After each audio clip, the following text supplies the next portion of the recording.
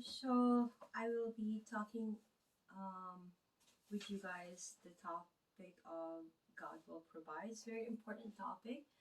It's chapter 31 of the handbook of life. With God, everything is possible, and we all know that God has expressed to us this unlimited, you know, even to other people, unbelievers, yeah, that universe is unlimited, and it's beyond. Like it's just a matter of us knowing that is it God's will? Is it for us?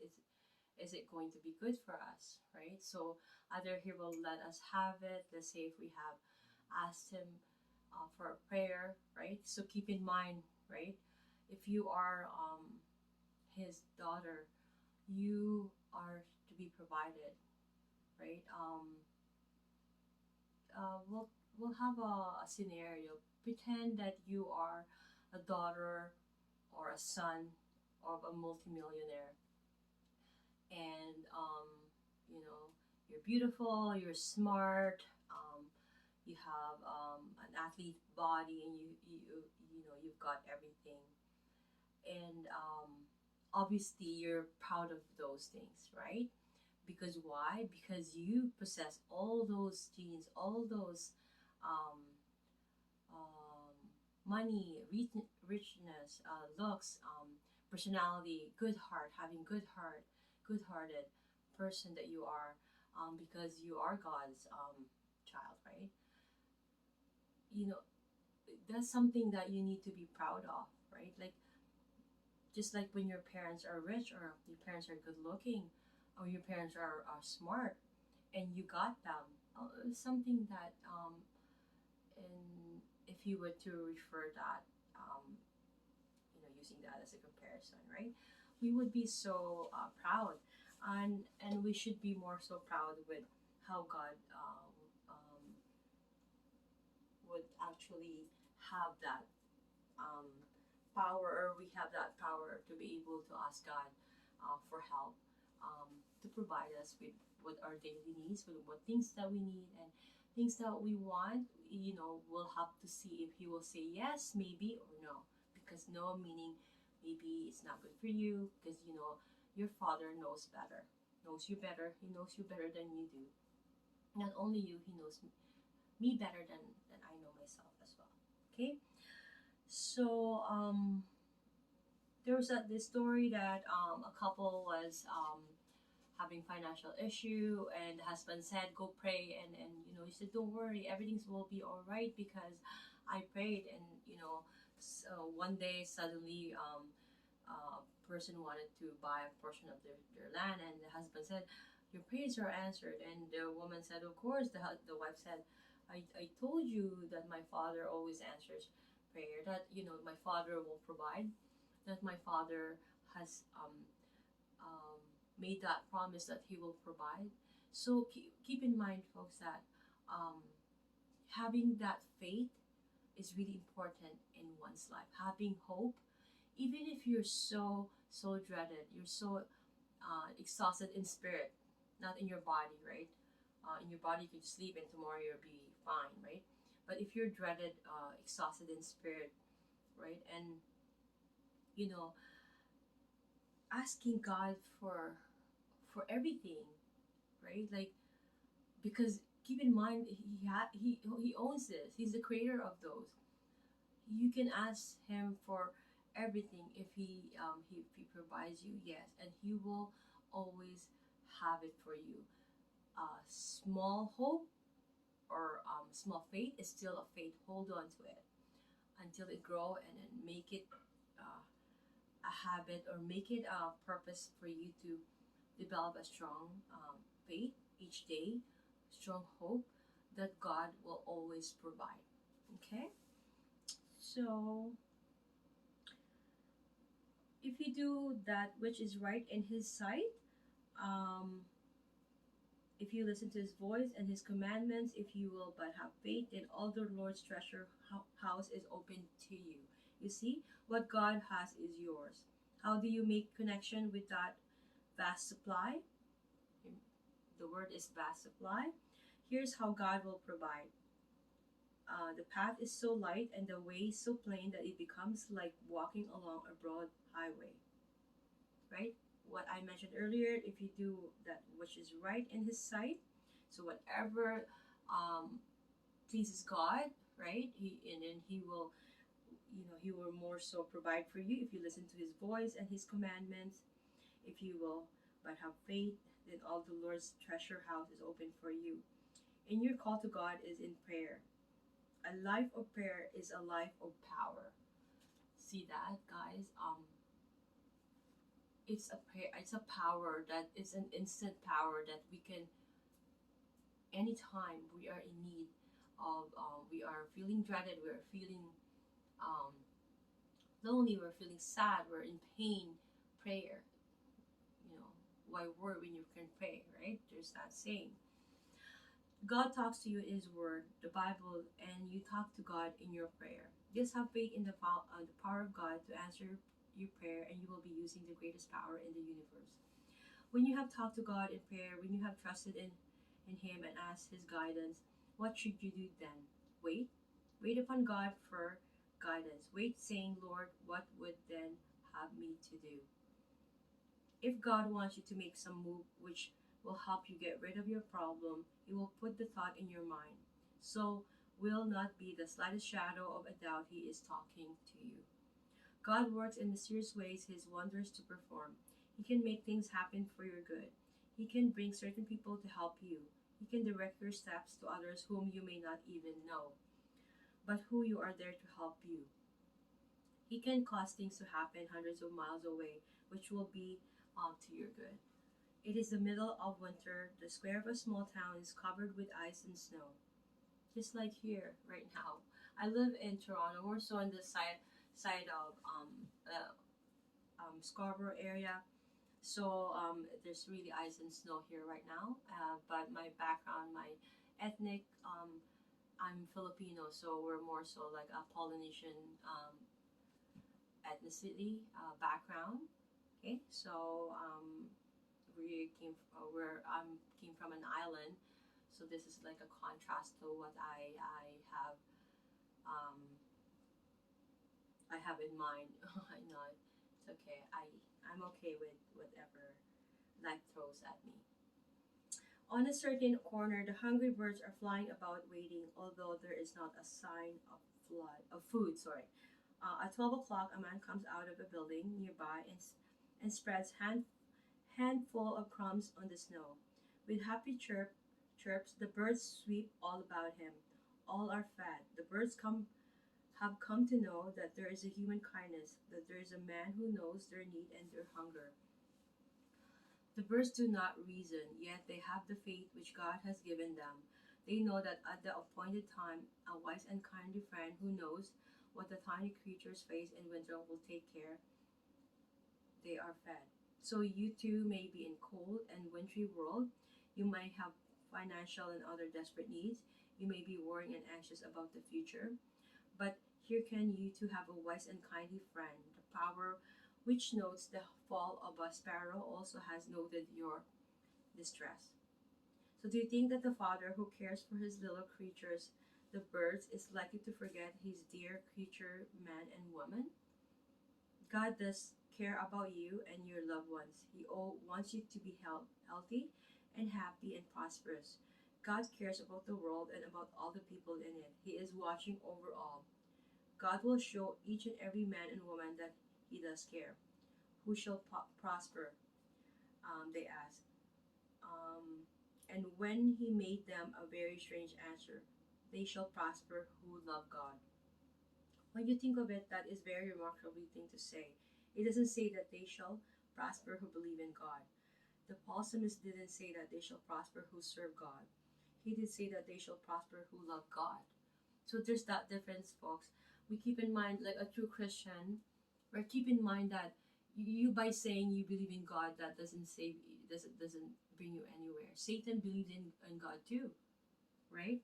So by believing in God is not really knowing God, and even knowing God is not really um, making Him happy, making Him not sin no more, right? Try to control yourself from sinning.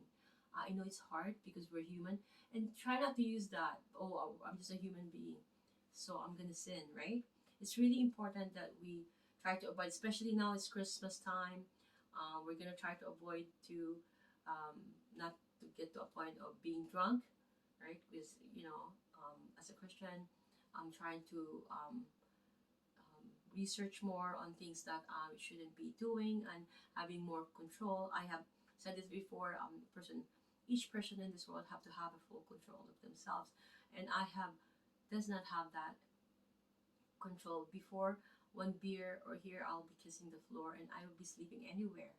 I thank God I was old. Imagine if I was at my 18s or 20s, and I could just sleep in a couch because I'm just so tired. Now I was able to control that I'm not gonna be sleeping kissing the floor, or if I be if I go use number one in the bathroom, I'll lean my head and I'll be sleeping there. Like, and people will be looking for me. Who knows? But that's just my trait. Before, I have no control, and I let myself get drunk. So it's really important as a Christian we do not let us um, to wait for that to happen. It's okay to drink, and in moderation. Life is better. It's better to eat anyways. With me, I don't really like to eat if I'm in a tense mode, right? I would not eat. I have to have at least maybe a beer first, or I have a sip, not a beer, like a sip of a beer first before I get my first, or to get that. Otherwise, I'm not gonna be able to absorb that food anyways, and it's not gonna be good. I'm just gonna create some chaos and in my, and I don't want that. It's better that I'm not to eat. I remember I would go coming from a show. I'm so tired, 4 hours drive, going to my families, and they're saying, "Come eat, socialize." I'm like so tired with 2 hours sleep. I did a show, and then I drove here as much. I almost got into accident. I don't think I could eat, right? So it's like, why don't you talk? I don't think I could talk either. It's like I'm trying to catch my breath here and calm down. So it's like that. So I need probably a few sip of beer until I start to like, maybe I'll just watch people, and that'll make me feel relaxed and good. That, oh, I'm watching my kids or my family, um, and then that will relax me. And then I can start eating, because I'm different, so I'm like that. So I won't eat. I would not. I'd rather. But if I'm in the mood to eat, I could eat like really lots of food. I can put in my storage. Okay, so I'm gonna read a few more. Hmm. Okay. So at 12 o'clock, a man comes out of a building nearby and spread hands full of crumbs on the snow with a happy chirps. The birds sweep all about him. All are fed. The birds have come to know that there is a human kindness, that there's a man who knows their need and their hunger. The birds do not reason, yet they have the faith which God has given them. They know that at the appointed time, a wise and kindly friend who knows what the tiny creatures face in winter will take care they are fed. So you too may be in a cold and wintry world. You may have financial and other desperate needs. You may be worrying and anxious about the future, but hearken, you too have a wise and kindly friend. The power which notes the fall of a sparrow also has noted your distress. Do you think that the father who cares for his little creatures, the bird, the birds, is likely to forget his dear creatures, men and women? God does care about you and your loved ones. He wants you to be healthy and happy and prosperous. God cares about you, about the world, and about all the people in it. He is watching over all. God will show each and every man and woman that he does care. Who shall prosper? They ask. I think I'm rereading some here, so I'm gonna have to um, stop. Okay, I have reread some of you because, like I said, I have not reread this in a long time. So now I'm just gonna be finishing this up, but we have to keep in mind that I didn't put marker. I'm sorry, guys. So we cannot love God without following His rules. Okay, I'm just gonna say whatever that comes to mind right now, and I'm gonna read the last few pages because I reread a few passages. Sorry about that. So if you so for unless you love something very much, right? If you do not care for flowers, they mean little or nothing to you. If you do not care for a person, that person means little or nothing to you. So if you do not love God, that He actually means little or nothing to you in your life. But for those who love God, right? Um, God means everything. He means love and faith and obedience and trust and hope. So meaning He wants us to trust Him that He's gonna provide for us, because just like when you love your husband, or you love your wife, or you love your parents, at that point you know that they're gonna do whatever it takes for you to be fed, to have a roof over your shoulder, over your head, right? And you can have a shoulder to cry on when you really need it, not when you're like my family, mostly we're like family of women, right? Women are so dramatic. So what's happening usually is I know when they're just doing a drama, when they're really in pain, or they're just hormonal, because I know how a woman's you know when they have their period, they're in pain, they're also like irritable and all that. And then there's that portion, mostly it's only 5 days really, or 7 days, 5 to 7 days, that a woman is really not really in her hormonal stage, because the other week is like in preparation for the actual menstruation, meaning they're still in that stage of irritability, because there's so many changes that I'm not gonna get into it. I did a video with regards to that, um, so if you guys want to watch, but it is really you know it's really profound and uplifting to know that there's a father. We have a father that who will provide for us. But we have to have that faith. If we love him, we have to have faith, trust in him that he will do that. Okay, because if you do lose that, and if you don't, obedience is a must too. Like if my children is not obeying me, I get mad. You think I want to cook them food? No, I don't have. I don't have the urge to cook food, but most of the time I love cooking, because why? Because I want to feed them. But they're grown up now, so they have their own. You know how kids are. So, but I'm not gonna be upset on that. I'm gonna be upset on the things that really matters, right? Um,